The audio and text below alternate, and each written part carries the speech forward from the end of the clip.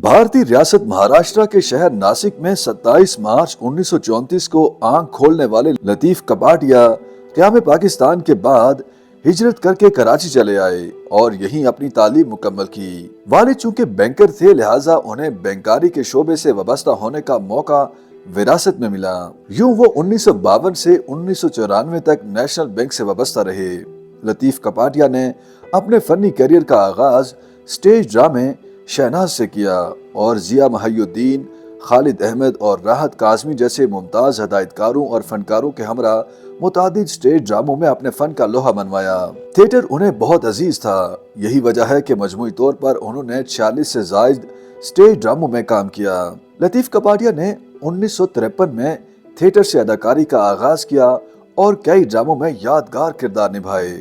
मंजे हुए फनकार के तौर पर अपनी पहचान बनाई। 60 की दहाई में लतीफ कपाडिया पाकिस्तान टेलीविजन से मुंसलिक हुए और 1967 में उनका पहला टीवी ड्रामा शीशे का आदमी पेश किया गया। उस ड्रामे में उन्होंने जानदार अदाकारी की और ये ड्रामा उनकी फनी जिंदगी की सुनहरी याद बन गया, जिसके बाद उन्होंने बारिश, 50-50, बरज़ख, नादान, नादिया, शिकस्त, आरज़ू और बहुत से दूसरे ड्रामों में अपनी अदाकारी के जौहर दिखाए। उनका मुनफरिद अंदाज था कि मज़ाहिया किरदार अदा करते हुए तहजीब और शाइस्तगी का दामन थामे रखते। स्टेज और टीवी के साथ साथ लतीफ कपाडिया ने फिल्मी दुनिया में भी अपनी अदाकारी के रंग बिखेरे।